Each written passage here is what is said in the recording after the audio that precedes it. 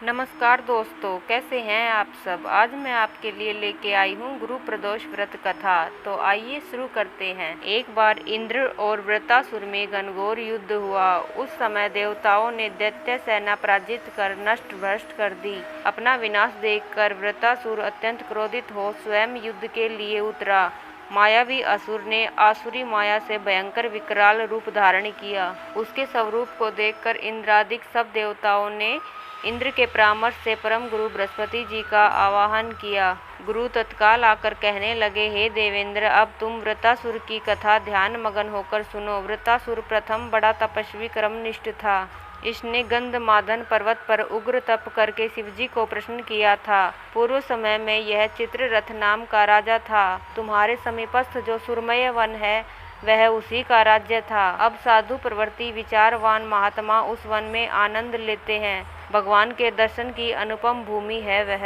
एक समय चित्ररथ स्वेच्छा से कैलाश पर्वत पर चला गया। भगवान का स्वरूप और वाम अंग में जगदम्बा को विराजमान देखकर चित्ररथ हंसा और हाथ जोड़कर शिव शंकर से बोला, हे प्रभु, हम माया मोहित हो विषयों में फंसे रहने के कारण स्त्रियों के वशीभूत रहते हैं, किंतु देवलोक में ऐसा कहीं दृष्टिगोचर नहीं हुआ कि कोई स्त्री सहित सभा में बैठे। चित्ररथ के ये वचन सुनकर सर्वव्यापी भगवान शिव शंकर हंसकर बोले, हे राजन, मेरा व्यवहारिक दृष्टिकोण पृथक है। मैंने मृत्युदाता काल कुष्ठ महाविष का पान किया है, फिर भी तुम साधारण जनों की भांति मेरी हंसी उड़ाते हो। तभी पार्वती क्रोधित हो चित्ररथ की ओर देखती हुई कहने लगी, ओ दुष्ट, तूने सर्वव्यापी महेश्वर के साथ ही मेरी हंसी उड़ाई है। तुझे अपने कर्मों का फल भोगना पड़ेगा। उपस्थित सभासद महान विशुद्ध प्रकृति के शास्त्र तत्वान्वेषी हैं और सनत सनंदन सनत कुमार हैं।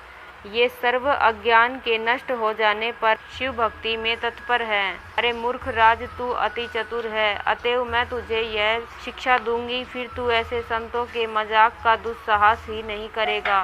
अब तू दैत्य स्वरूप धारण कर विमान से नीचे गिर। तुझे मैं श्राप देती हूँ कि अभी पृथ्वी पर चला जा। जब जगदम्बा भवानी ने चित्ररथ को ये श्राप दिया तो वह तत्क्षण विमान से गिरकर राक्षस योनि को प्राप्त हो गया और प्रख्यात महासुर नाम से प्रसिद्ध हुआ। तवस्था नामक ऋषि ने उसे श्रेष्ठ तप से उत्पन्न किया। वही वृत्रासुर शिव भक्ति में ब्रह्मचार्य पालन कर कर रहने लगा। इस कारण तुम उसे जीत नहीं सकते। अतएव मेरे परामर्श से वह प्रदोष व्रत करो, जिससे महाबली दैत्य पर विजय प्राप्त कर सको। गुरुदेव के वचनों को सुनकर सब देवता प्रसन्न हुए और गुरुवार त्रयोदशी व्रत को विधि विधान से किया और वृत्रासुर के साथ युद्ध करके उसे परास्त किया। त्रयोदशी अर्थात प्रदोष का व्रत करने वाला मनुष्य सदा सुखी रहता है, उसके संपूर्ण पापों का नाश हो जाता है। त्रयोदशी का व्रत करने वाला 100 गौदान का फल प्राप्त करता है। जो इस व्रत को विधि विधान और तन मन धन से करता है, उसके सभी दुख दूर हो जाते हैं। त्रयोदशी के दिन जो वार पड़ता है उसी का व्रत करना चाहिए, अर्थात उसी दिन की कथा पढ़नी व सुननी चाहिए। तो दोस्तों, आपको मेरी कथा कैसी लगी कमेंट में लिखकर जरूर बताइए। अगर आपको वीडियो अच्छी लगी हो तो वीडियो को लाइक करें, चैनल को सब्सक्राइब करें ताकि आपको अगली वीडियो की नोटिफिकेशन मिल जाए और इन वीडियो को अपने परिवार वालों के साथ शेयर करें। धन्यवाद दोस्तों।